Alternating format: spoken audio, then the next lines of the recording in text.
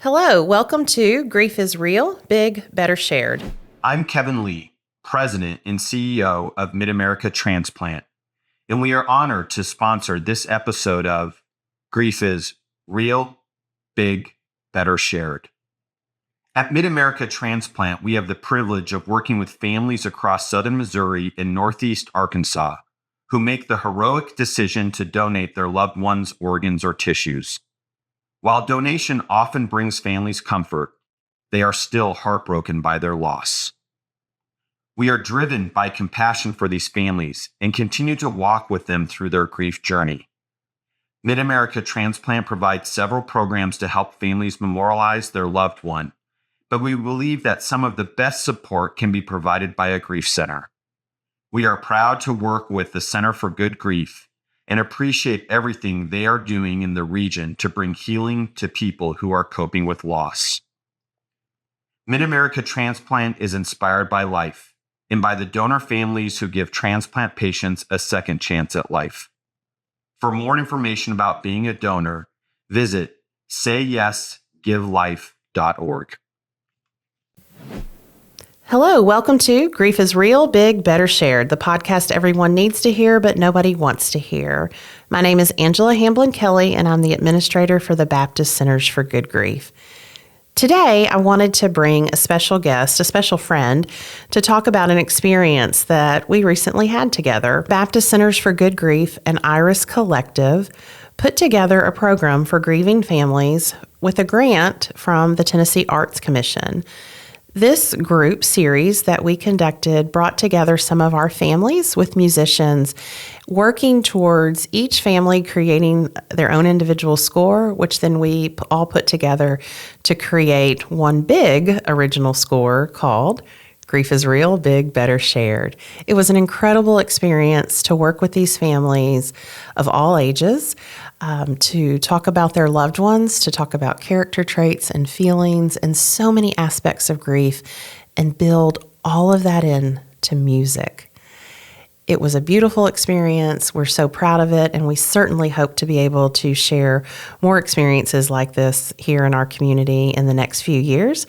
So I'd like to welcome my friend Rebecca here today so that we can talk more about grief and how music plays a role in grief and how music is such a powerful tool. Rebecca, just so thrilled that you're here, and I just thought if you wanted to take a few moments to introduce yourself, and then we can talk about how we became friends and some of the work we've done, but then also just talk about how there's so many ways music and grief are connected and intertwined and can help us when we're grieving. But let's start with just you first. Thanks, Angela. I'm really excited to be here with you today. My name is Rebecca Arendt, and I'm the executive director of Iris Collective. We're a music organization right here in Memphis, and our goal is to connect folks to music and musicians, and to connect our musicians to the community that we live and work with. And we were connected by a mutual friend and just said, you two need to know each other and your organizations need to know each other. And I remember we met and we talked, and I remember talking to you thinking, oh, she gets this. Okay, I'm not having to really explain grief to you and the way kind of our approach with grief. You just seemed like you could naturally just fold into the work that we do. And so then I had the privilege of continuing to work with you to build a program that we were able to have at the Baptist Centers for Good Grief. We just wrapped up. It's still weird on Wednesdays. I still look for you all. So let's talk a little bit about why you and Iris Collective wanted to work more with grief. Well, personally, grief is something that's touched my life. It's touched those that I love as well. I think it's something that none of us escape and all of us share. And so when I first learned about your organization and then I got to know you, on a personal level, I went, well, this is something I want to be part of. I know how much music has helped me through my own personal grief, and to be able to bring that to other folks, to be able to share that with them, share my own personal experiences, and also learn from them was something I personally wanted to be a part of. The organization, our whole value system is based around the idea of using music for a purpose. And so your purpose at Baptist Centers for Good Grief is something that I think is so fundamental to to the human race. And so to be able to plug into what you all are doing to develop that relationship on the organization side, but then also with our musicians and your counselors and your families, it really hits to the heart of what we're trying to do. And just so we can tell our listeners, we did receive some grants, and we were able to put a group series together with families where we eventually, just in the end, had a beautiful score that was created, and it was based on all of their loved ones who had died. There was each individual piece of the score was about a specific person and their character traits and feelings and emotions surrounding them. And it was just such a beautiful experience, and we certainly hope to do more work together in the future. So do we. I think that piece showed a part of grief too that I think sometimes we forget about, and that's that there's so many layers to it. You know, that's a great point. There's the remembering of the person that you love, but there's those personal feelings that you have that overlap. You know, I mean, I don't have to tell you, grief is so messy, and I think that because music in its very nature is layered, especially when we talk about the kind of music you and we did together, which was orchestral music, there's so many parts happening at the same time. And I think it's such a beautiful way to illustrate what happens inside of us that sometimes we just don't have the words for. And that's what I love, like music, it just helps when there are no words. There's a quote, and I don't know where this quote came from, and I probably should have looked it up, but I've heard it so many times that music is what feelings sound like. And I love that because when there are no words, and oftentimes in grief counseling, that's just said over and over, like, I don't know, there are no words, but there are these feelings, and music is what feelings sounds like. And I'm just like, oh, that just needs to be on every wall almost, because I think it just speaks to how powerful music is and that we need music, and music is a tool. Even just this morning, thinking about coming here and being with you today, I was thinking about music in my life, and I was thinking about just my father. You know, I was trying to think, when did I like really start paying attention to music, you know? And I can remember road trips.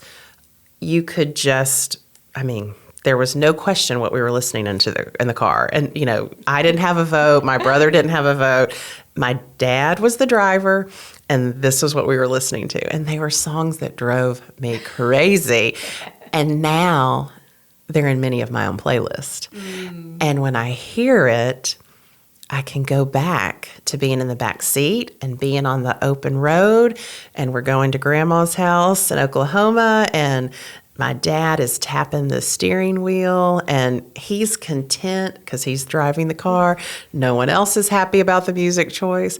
But now I'll drive and I'll listen to those songs and the feelings it gives me and the connection to him because he has died, the connection to my childhood. I can be having a bad day, and anytime I hear those songs, it's a immediate like feeling of lightness and just joy. And it's that open road too, I think too. So it connects, that music connects to so many other senses and memories. And even just this morning thinking about that, I was like, whoa, so much power in that. I love that you said that. Yeah. Last night, funnily enough, my daughter was having a hard time. She had a bad day at school, and we were talking about stuff, and we somehow got on the topic of meditation. And then we were talking about how music does it, especially songs, you know, if you grew up in the church or in a faith community and you sing the same songs over and over again, sometimes we think that it's, you know, boring or that there's not really a purpose to it. But then in those moments of difficulty, those words just sort of circle back in your head, and that they connect you to your past, to your family, but also to your ancestors, to people, you know, generations past, because music is something that's handed down. And I'm glad you brought up church, because that's where a lot of people, you know, have their intro to music is with church, hymns, spirituals. And somebody recently was talking about being at a funeral, and they said, and, you know, they play those funeral songs. And they said, but I wouldn't want it any other way. But this particular person said, as soon as that organ started, I could remember being at my own mother's funeral, you know, 25 years prior. And just that connection. And it's just that first, and literally she said, the first note of that organ, I just heard it and I was right back there. And it's funny that you said meditative, because I think that's what she was trying to describe, is it almost put her, like, it was a meditative state. Like, it allowed her to pause and reflect and remember and to feel and just to be present in her current situation, but also being present to the past as well. Yeah, and remembering is such a huge part of grief. Absolutely. And we also hear, too, talking about church and music, a lot of times when people are grieving, that's so hard. It's hard to go back to church. It's hard to hear the singing. To talk about my dad again, I remember the first time I went back to church, I was like, I almost wanted to put my fingers in my ears. And, I wanted to go to services that did not have music, because I just could not. It was too painful. So sometimes music is something that people will avoid when they're freshly grieving. Yeah, my brother passed away 15 years ago now. I mean, it's been quite a while, but there was a song that was really important to our whole family. It's called The Mourning Cry. It was played at my wedding. When my children were baptized, it was played. When my brother was confirmed, it was played. It was played really throughout our whole lives. And then it was played at his funeral. Yes. And to this day, when that song comes, like when it's part of a service, I have to get up and leave. It's just too raw and too fresh. And maybe in 20 years, I'll have a different viewpoint on it. But yeah, it's because it speaks to that big part of us that has no words. Right. And sometimes there's just something about that note, that opens that door that we can kind of keep closed, or we put an extra lock on it, or, we put on the brave face to be out in the world. But again, just like that lady was talking about, that first note on the organ, it's there's something about that really unlocks those locks. Well, and, when you're ready to walk in that room, what a powerful tool to have, because sometimes we do need something to unlock them. Yes. You talk about your brother, and you and I've shared this, that we have that as shared grief with our brothers dying. My brother was also a big influence for me musically, only because he was older and he had cool friends, and I wanted to be cool. So I started listening to all the music that they listened to. And now, every once in a while, it's been 10 years since he died, but if I'm having a day, or, I'm kind of like, what is this about? Or I'm really missing him, I might listen to one of those bands now. And sometimes we call that dosing. We have a podcast episode about dosing. If you listen to this podcast, you hear us talk about dosing a lot. And sometimes even just listening to one or two of those songs by those bands is a way of helping me dose. It's sitting with my grief, visiting with it, visiting with him, holding that space, honoring him. And then when the song ends, I can carry on with my day. But I've kind of look at dosing as visiting. Like, I've sort of sat with it and visited with it for a little bit.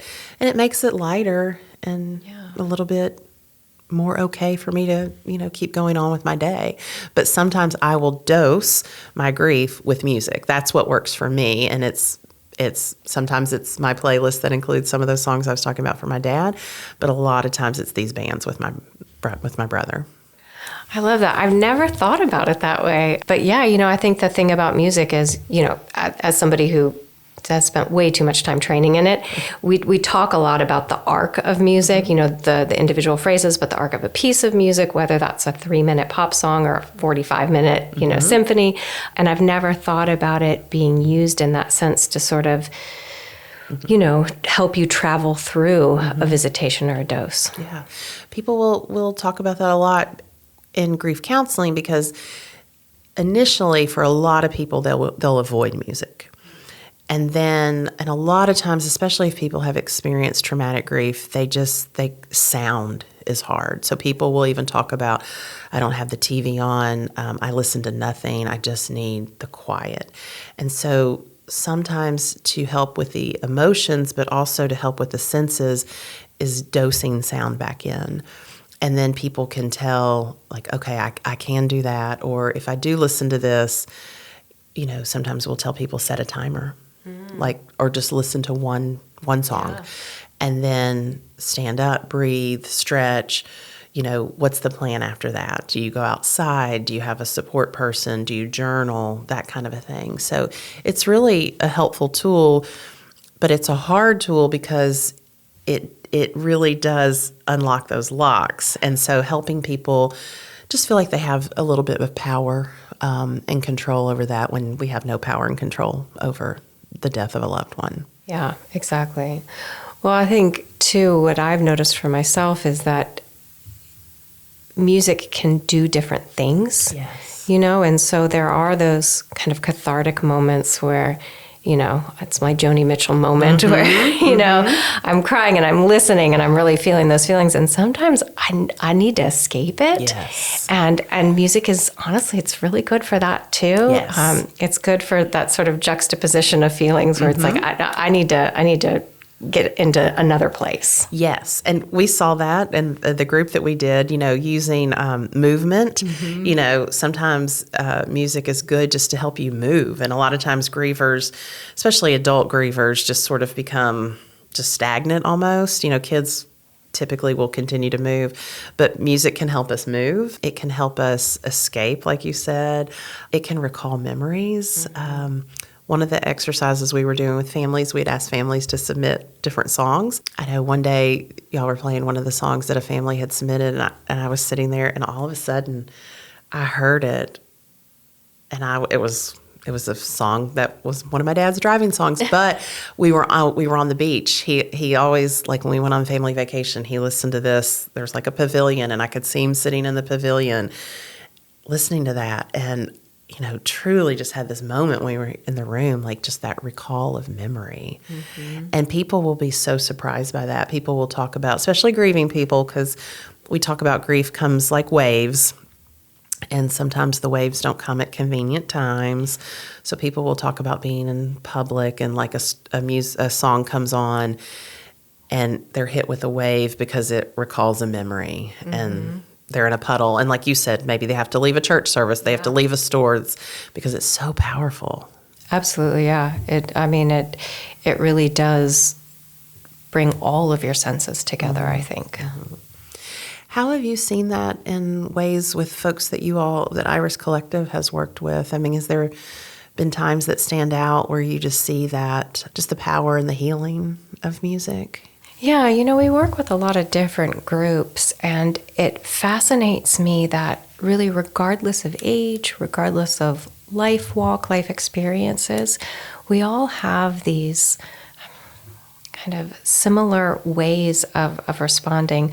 We do some musical work with a really wonderful organization in town called the Memphis Oral School for the Deaf. And these are very, very young children who, were born or became deaf early in life and then now have cochlear implants and they're learning how to listen.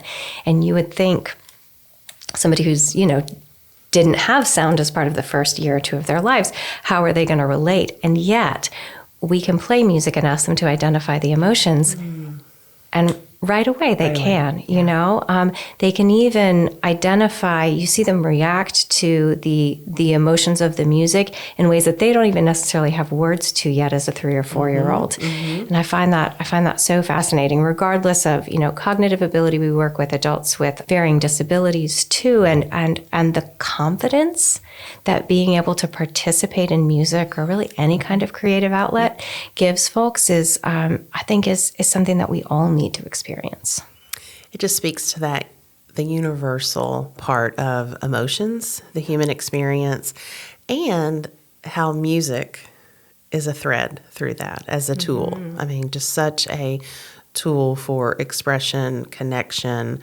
On the grief side, memorialization, we talked about that. Music is a huge piece of memorialization. We do so many things with so many different people, and before I met you, we talked about ways that we've used music in our program, and people will say, just, that song, how did you find that song, that lyric, or just asking people to bring songs that speak to them. Sometimes with our teenagers and individual sessions, that's a way to break through some of that ice with them is, hey, pull out your phone. What are you listening to?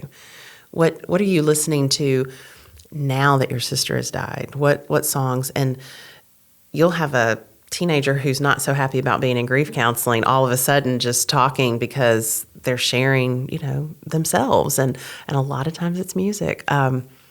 We have a monthly teen group, and one of our best activities was talking with them about a playlist. We were kind of doing a playlist activity where they had their phone and what is your grief playlist, and how they were sharing those songs and the lines, and no, okay, it's this song, but it's this live version here, because when they sing it live, and they were talking about the difference of the emotion and like the tone and how that spoke to them. And so even just the detailedness about this live one, it was so powerful.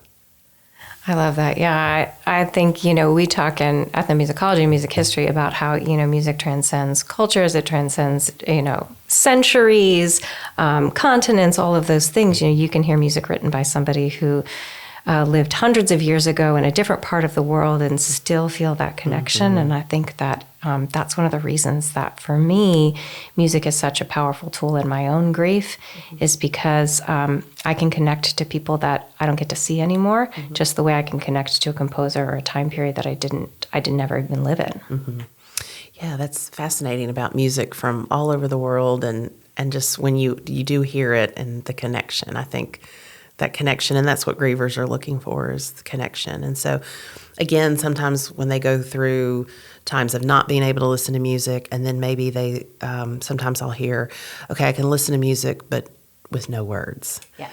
But then, that music makes me feel, and I think because it leaves space, it's not giving you words that are taking you in a certain direction. It's giving you space. So I think people are sometimes surprised that music with no words, the impact that has on you. Yeah, exactly. It's there's so much room for interpretation. Mm-hmm.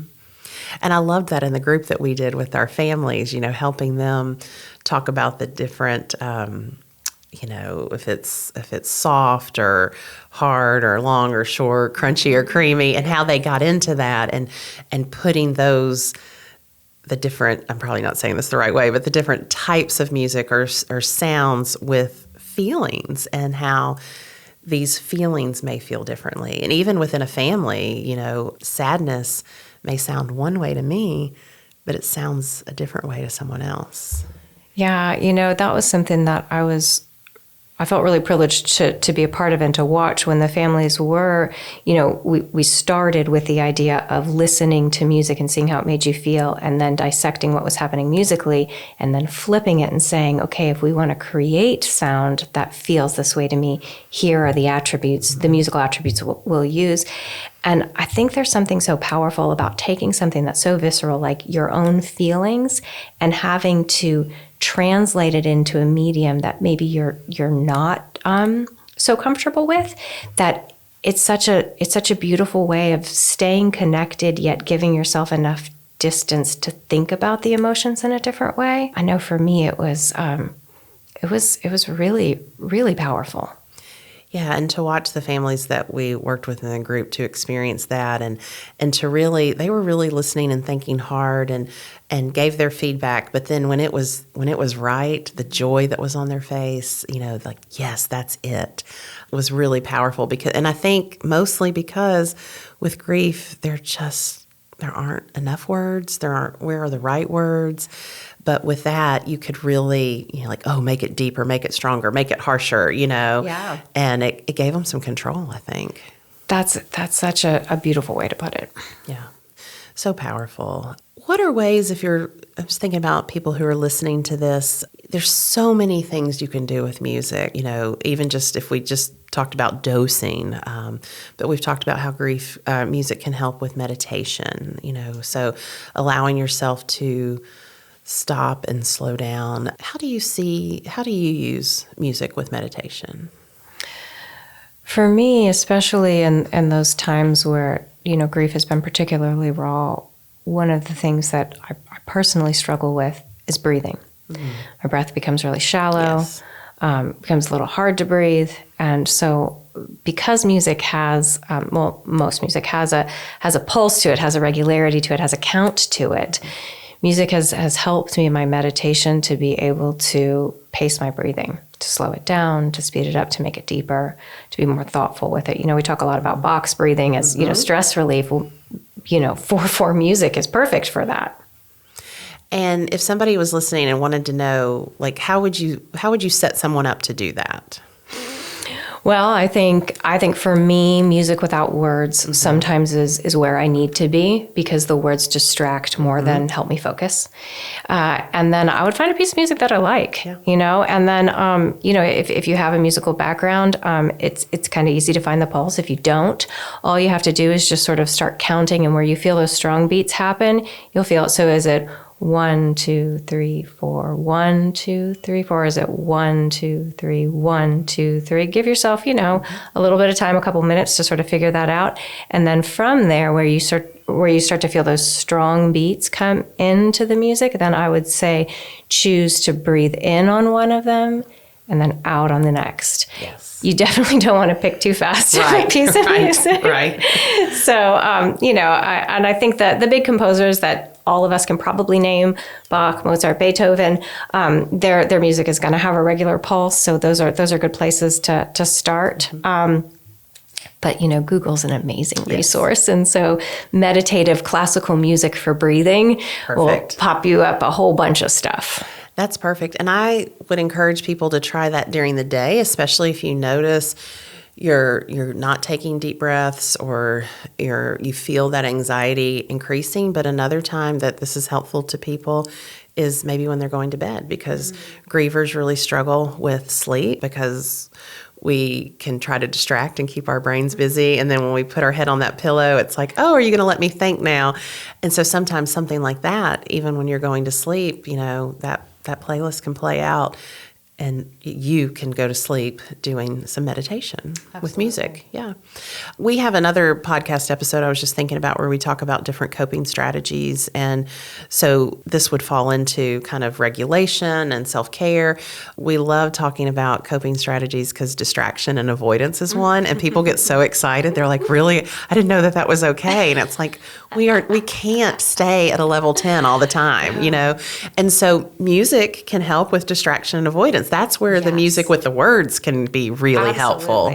The other thing too that I would encourage you to do is pick up a musical instrument, because not only is that distraction, but it's also such a focus, right? Like if you're learning a new skill, if you're learning to play the violin or the piano or the guitar for the very first time, so much of your cognitive energy has to go towards that new coordination, that new, you're learning to read something different, that it's such a beautiful way to distract yourself because it is so focused that it sort of feels, I don't know, it's like a Jedi moment. Yeah, right? It's like a little escape, it sounds like. Yeah.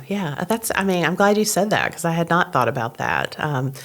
So a variety of ways that music can help with distraction and avoidance. Truly learning an instrument, listening to the music with the words, and maybe those are the songs that also bring in the physical movement, moving around your house, just moving that body, going on a walk, and it helping you when you don't feel like you have the energy, when you feel the lethargy of grief. Sometimes that kind of music can help you. Okay, I can walk around the block because I'll listen to this for a distraction. Yeah. And then when we talk about coping strategies, expression and memorialization, we've talked about some examples of that, the songs that pull you back to the memories that connect you. With those, sometimes I encourage people, kind of another step could be to add the journal to it. After you listen to something that helps you recall memories or maybe even senses, like can you smell where you were, and journaling about that. Again, I'm real big with dosing there, kind of setting a 5-minute timer. And, I've done my grief work here. I've sat with it. I've visited with it. I've held some space for expression and memorialization. Now I'm going to get up. I'm going to do a stretch. I'm going to go do this. And that can be so helpful. That really takes us so far with healing in our grief when we dose our grief versus slathering it all over us. Because again, we're not meant to live in that heightened state for long periods of time. Yeah. And so music, I think, is just such a great tool to help with dosing in grief. And if you're struggling with music, again, remember, there's music without words, there's music with words, there's so many different types. that you can kind of maybe pick back up and revisit and see what you're feeling today. And with grief, we know tomorrow's feelings may be totally in another just hemisphere almost. So, kind of thinking again about the next day. Well, where am I today? What do I feel like I can do today? What feels right? And just continuing to visit with that tool as you're continuing to grieve and mourn. Yeah. I mean, I think sound too. If music is difficult, there are soundscapes. Also, honestly, even just rhythm sometimes can help you feel that movement. Take that one step in front of the other, or take those deeper breaths. Talk about soundscapes for a little bit, because I don't know if a lot of people know how to tap into that or what that is. Again, Google is great. Yeah, Google is great. So soundscape is I mean, you could argue that it's music or not music, but basically what it is it's sound that evokes a feeling or an image that doesn't necessarily have what we would traditionally think of as music, a pulse, a melody, harmony, but yet still speaks to that part of us. So you can hear soundscapes in meditation a lot. Really famous ones are like whale songs and those types of things, but you can also use instruments to create soundscapes. What about just the sound? I was just thinking about somebody, I think it was about 2 weeks ago, said, the only thing I can tolerate listening to is white noise. Yeah. And this is somebody who's experienced a good bit of trauma. And her fear was not being able, because she's so afraid she's not going to be able to hear other things. And she said that's her music. That's what she was calling her music. And I said, well, it is sound. Yeah. It is sound. It's called white noise, but it's sound. And that's what your brain can tolerate right now. And we were even talking about the different, colors of the white noise, well, not white noise, but like green noise and blue noise and all that. And how some people that I think we're working with are using that as a form of escape, meditation with their listening. I think that's great. I feel like we put all these labels and these boxes around things, and we try to decide what is and what is not. And it's all semantics at the end of the day, right? If you enjoy listening to it, if it has sound and it creates an image or an emotion or a thought, it's music. And I know that people define those terms in all different kinds of ways, but you can call it what you want if it helps. Yeah. I think it's a good thing. So on an average day, what type of music speaks to you? It varies. I think that's such a hard question to answer because it's my profession. I'll be really honest with you. Sometimes I have to listen to a book on tape instead of music. Okay, that's interesting. Yeah, because for me, it plays such a different role in my life that sometimes my escape can't be music. It has to be something else. Yeah. So I'm a big fan of, I guess not books on tape, but audiobooks. Right. But I think depending on the time of day and where I'm at, it changes. I'm a big fan of Queen and Billy Joel in the morning. There you go. And then as my day progresses, it changes. I tend to listen to more traditional classical music while I'm making dinner at night. I need that boost of energy in the morning, and then I need music to help me calm down as the day goes through. I love that. That's why I asked, because I think sometimes people think, well, this is what's helping me. But grief changes by the minute, just like our days change, and that our needs and our music might change. And some people find, I think, when they're grieving, that they listen to completely different types of music than maybe they listened to before, because it's all about, what is feeling right to me in this moment. And like you said, if for you, like on an average day, the morning I need this pickup, and the evening I need this. Yeah. Absolutely. What about you?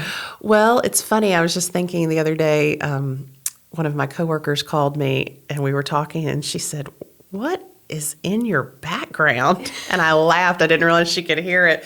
So I have a therapy dog that comes to work with us, Buddy. He's the center therapy dog. And when this started when he was there, I found on Spotify a calming puppy playlist. And so it's basically classical music. And so I was playing it for him in the office just so he would hear distractions and, not be like getting upset about every noise he heard. But then I started realizing when he wasn't in the office, I was still playing it. And So I said, I'm listening to my calming puppy music. The puppy is not here. So mine is much the same. I love music. I'm kind of all over the place on a given day. I do love just some of my random playlists and doing shuffle because I like the memory recall, and I like to see what's going to come at me. And then but I'm very quick to be like, nah, not in the mood for that today. So I love the power and control of just shuffling on past something. But yeah, sure. But most people who know me know I'm a huge U2 fan. So U2 usually finds their way in there, but it's so connected to my brother. And so again, I think I enjoy that because I would talk to him every day, and usually kind of on the drive home from work. So sometimes listening to U2 on the drive home feels like a little connection of, well, we would have been talking now. We would have been checking in. How are the days going? Da da da.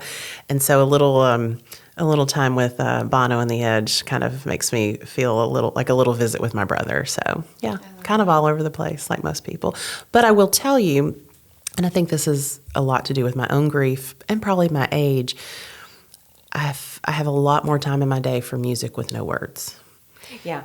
And I think my brain can only handle so much, and it feels light and peace, and I think those are things I'm needing to feel without the words coming at me, because I have a lot of words that come at me on a given day. So, yeah.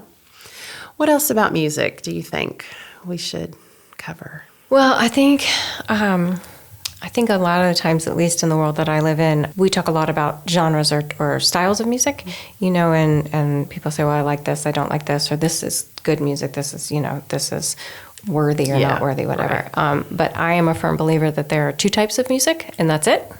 There's good music and not so good music. I love it. And that's it.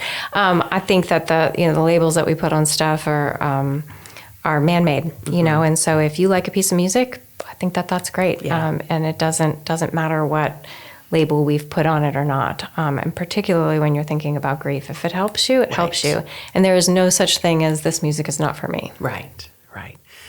That's what we tell the folks we work with all the time is there a connection? Mm-hmm. Did you feel?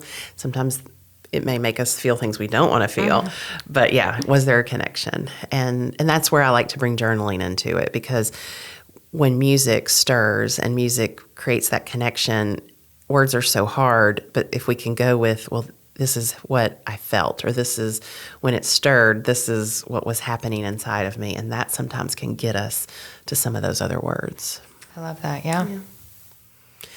Well, thank you. We could talk forever about music. I just feel certain, and I'm just looking forward to working with you more and the Baptist Centers for Good Grief and Iris Collective, and bringing so many more opportunities of music and healing to our community. So that's I think both of our collective goals as we go into these next few years down the road. Yeah, it's been such a pleasure. I'm getting to work with you, with the grief counselors, with the families. I can tell you every musician that participated in this project has said they'll never be the same. Mm-hmm. And what a powerful, meaningful experience it's been. So thank you. Well, thank you so much. Look forward to doing more. And to our listeners out there, try to tap into some different music. Ask yourself where you are today.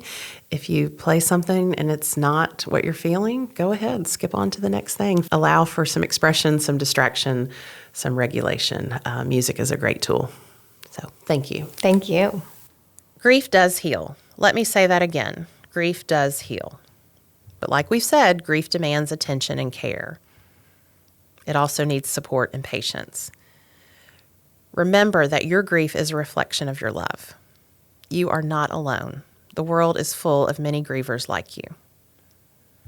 You can learn more about us at www.baptistgriefcenters.org.